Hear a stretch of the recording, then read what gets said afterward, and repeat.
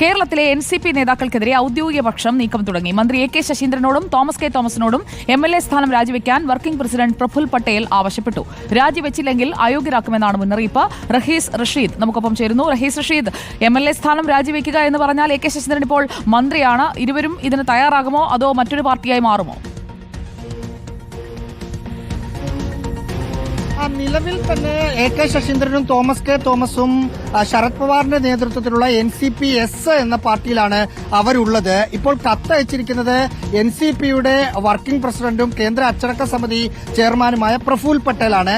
സാങ്കേതികമായ ചില നടപടിക്രമങ്ങൾ മാത്രമായി ഇതിനെ കണ്ടാൽ മതി എന്നാണ് കരുതുന്നത്. കാരണം പ്രഫുൽ പട്ടേൽ പറയുന്നത് അവരുടെ പാർട്ടി ചിഹ്നമായ ക്ലോക്ക് അടയാളത്തിലാണ് AK ശശീന്ദ്രനും തോമസ് കെ തോമസും വിജയിച്ചത്. ഇവർ രണ്ടുപേരും NCP എന്ന രാഷ്ട്രീയ പാർട്ടിയുമായി യോജിച്ചു പോകാൻ തയ്യാറല്ല. സംസ്ഥാനത്ത് പലവട്ടം യോഗം നടന്ന സമയത്ത് യോഗത്തിൽ പങ്കെടുക്കണമെന്ന് ഇവരോട് ആവശ്യപ്പെട്ടതാണ്. പക്ഷേ ഇവർ പങ്കെടുക്കുന്നതേയില്ല.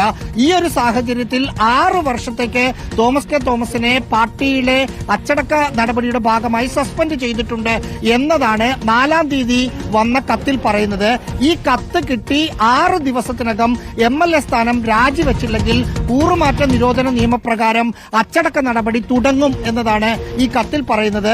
സ്വാഭാവികമായും അങ്ങനെ ഒരു കൂറുമാറ്റ നിരോധന നിയമപ്രകാരമുള്ള നടപടികൾ എടുക്കാൻ ഔദ്യോഗിക NCP-ക്ക് കഴിയും. പക്ഷേ സംസ്ഥാനത്തുള്ള 2 MLA-മാരും ഒരു പക്ഷത്ത് നിൽക്കുന്ന ഒരു സാഹചര്യത്തിൽ അത്തരം നടപടികൾക്ക് സാങ്കേതികമായ അല്ലെങ്കിൽ ഇവരുടെ MLA സ്ഥാനം റദ്ദ് ചെയ്യുന്നതടക്കമുള്ള നീക്കങ്ങളിലേക്ക് പോകാനും കഴിയില്ല. എന്ന് മാത്രമല്ല, ഇതിനകത്ത് നിർണായക നിലപാട് സ്വീകരിക്കേണ്ട ആൾ സ്പീക്കറാണ്. അങ്ങനെ സാങ്കേതികത്വത്തിൽ മാത്രം നിൽക്കുന്ന ഒരു വിഷയമാണ്. പക്ഷേ കേന്ദ്ര നേതൃത്വം ഇത് വളരെ സീരിയസ് ആയി എടുക്കുന്നു.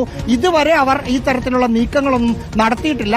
ഒരു തദ്ദേശ സ്വയംഭരണ തെരഞ്ഞെടുപ്പും നിയമസഭാ തെരഞ്ഞെടുപ്പും വരാനിരിക്കുന്ന ഒരു സമയത്താണ് ആ തരത്തിലുള്ള ഒരു നീക്കങ്ങൾ പ്രഫുൽ പട്ടേലിന്റെയും അജിത് പവാറിന്റെയും ഒക്കെ നേതൃത്വത്തിലുള്ള ടീം നയിക്കുന്നത്. പക്ഷേ അത് മുഖവിലക്കെടുക്കാതെ നേരത്തെ ഉള്ളതുപോലെ തന്നെ മുന്നോട്ട് പോകാനാണ് AK ശശീന്ദ്രന്റെയും തോമസ് കെ തോമസിന്റെയും തീരുമാനവും. സുജയ.